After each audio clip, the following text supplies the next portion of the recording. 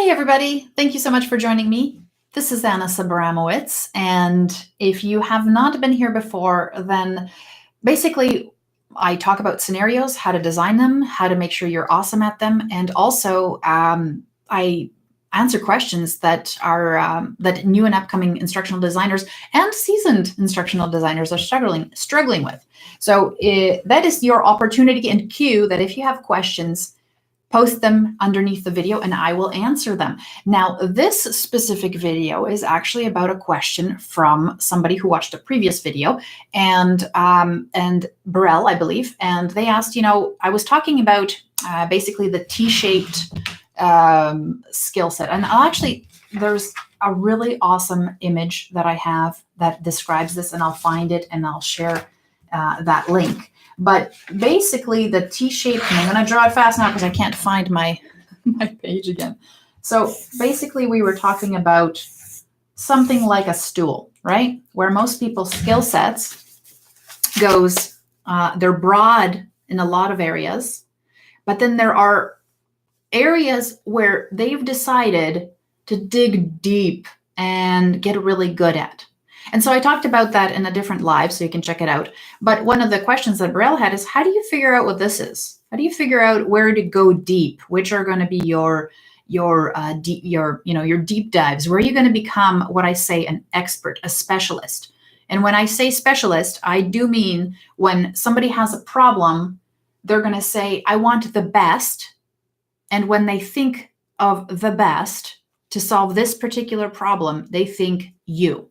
That's what a specialist is, right? Like example, doctor, generalist. You go to them every 15 minutes. I mean, that's how it works in Canada. You wait in the waiting room for about an hour or an hour and a half. Then they put you into a small room where you wait another hour and a half. And then you see the doctor for 15 minutes. And he sees people every 15 minutes because he's able to just quickly diagnose. That guy gets paid the least of all the doctors. Now, then there's the specialist. The specialist is the guy who does the same thing that a doctor does, except he says, I want to know about all these areas. I have to take the general medicine, but I want to really hone in on that one skill, like brain surgery, podiatry, dermatology, pediatrics, whatever it is, right? They get specialized. Those guys get paid like, I think the stat is that a specialist gets paid 30 times more than the generalist. And maybe they spent an extra, year or two in school. But the difference is that they're really good at honing that craft. And they can probably take a single look at a problem and be like, I have this huge depth of experience in this area, and my solution is laser focused. And whatever's going to come out of that solution is perfect. That's who I want working on my brain. I don't want some guy who's doing generalism stuff, right? So back to Burrell's question though. How the heck do you decide what this is? How the heck do you decide to be the awesome at this? What's the criteria? Now, here's the thing. Let's forget about passion, okay? Because there's no way that you woke up one day at the age of 5 going, Mommy, I want to be an instructional designer. Yay. No, you didn't do that. There's something there that you like to do. There might be, or something that interests you. It's easier to go for things that are interesting to you. Like some people really drawn to tech, right? Some people are really drawn to drawing. Some people are really drawn to psychology. Some people are really drawn to games. What you need to do is realize that at this point, the world is your oyster. However, that's the problem. The world is your oyster, right? You have too many options. So what you need to do is figure out what is it, not necessarily what you're passionate about. Because if we all went after our passions, I'd be in the woods all day, taking pictures of like seedlings. Like that's, and yes, some people can make money off that, but I don't want to, right? What you have to figure out is what is a skill that if I invested some time into it, that I would actually feel good about being a really good expert in that, honing that craft. And sometimes it's a spin-off because, man, there are so many jobs out there where you're like, I didn't even know this job existed.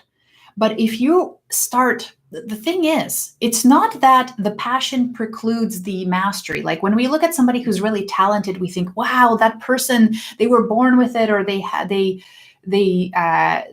this natural proclivity and then they just somehow bloomed. No, it actually, that's really rare. And usually those people are like, they're Mozart or something, but they suffer in other areas of their life, right? Like they don't have any relationships or whatever.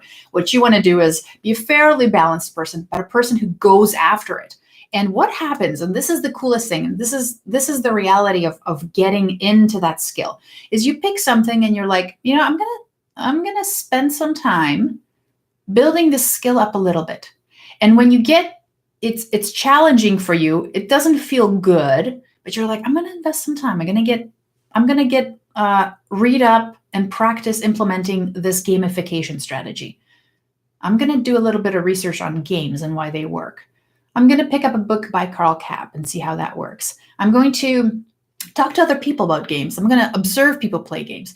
And what happens is, as you immerse yourself in this, you start learning more and more about it, and that builds your confidence. And then what happens is you crave a little bit more of that. So what happens is, as you build confidence in something, as you build capacity, as you build your craft, you become more passionate about that thing because you can talk about it more confidently. You share it with people. You see the applications for it. It becomes a part of you, and now you want to just make it bigger and bigger and bigger.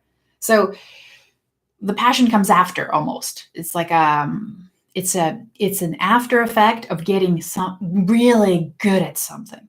And getting really good at something feels absolutely awesome. That doesn't mean that you stop someplace. You're like, yeah, I'm done. I'm a done expert. It doesn't actually work that way ever, because I think people who are really into mastery, they're always like, okay, so what do you got to tell me that I can learn, that I can apply, that I can integrate, right? They're always finding new ways to augment and change and shift and optimize. So, and that's the difference. I mean, is there sacrifice included in this? Yes. Listen, this part here, and I'm talking about skill, like little skills, like, are you good at trivia? Great. Are you good at remembering facts? That's good. Do you like VR? Great. Do you like games? Yes. Do I like human psychology? Yes. Do I like reading books about how people learn? Yes. That's great. Okay. There's so many things here. Do I like meddling in Photoshop and tweaking pixels? Yes. Do I like taking photographs of people so I can have a bunch of people to use for my e-learning projects? Yes. Do I like creating forms? Yes. Do I like creating assessments? Yes. Okay. Everybody is up here. Absolutely everybody. New article comes out and you're like, oh, look, new thing. Yeah, that's great. And you only get this deep with it. You only get past to maybe the article. And so if you want to be up here in the generalist area, that's fine. That's where everybody else is, though. You want to be getting really good and producing things that are next level. You got to do this. Will that mean that you don't get to work on all the projects? Yes. Will that mean that you'll probably have to unsubscribe from some things because they're a distraction? Yes. But nothing has ever been achieved by having it all. That's a reality. So if you want to be in here, you're a gamification dude, be the gamification dude. When I think of gamification, I should think of your name, Carl Kapp. When you think of Carl Kapp, and some of you may not know him, look him up. Gamification. You look at his blog, you look at his presentations. When he runs stuff, gamification. Would he want to maybe get into assessment? Probably. He's a learning guy. But he's saying, no, this is my domain. This is where I'm going to dig deep. This is where I'm going to, and keep on iterating, right? He runs awesome sessions, gamification focused. Scenarios, right here. Now, I learned this the hard way. Why did I learn this the hard way? Because if you look at my YouTube channel, there's a whole bunch of other stuff on there, which was basically me figuring out how to, verbalize a lot of the things that I was learning. So a lot of it is me learning things. However, to get good at this, you have to start saying no. You have to start saying no to other things. So you figure out what that realm is. You won't know exactly what the realm is from the very beginning because you don't know. You're a novice. Enjoy the process though, because figuring that out, getting good, practicing application, and just that persistent focus, saying no to other things, it's going to get you there. And I know that's, that might be a little harsh, but it also takes, the other thing it takes is candid feedback, because there's a lot of communities out there that regardless of what you put up, they'll be like, yay, A for effort. That doesn't get you anywhere. The thing with instructional designers is we're all kind of spread and there's all kinds of stuff happening. And we don't really have, like, if you're a doctor, bringing back to my doctor piece, if you're a professional and you've like specialized, this is so cool. Once a year, I think, those guys in that area get together, they look at each other's work, like basically you did a brain surgery, let's see that process because things are recorded and outcomes and all this stuff is tracked. And your peers will sit around, examine your process and have you justify your decisions.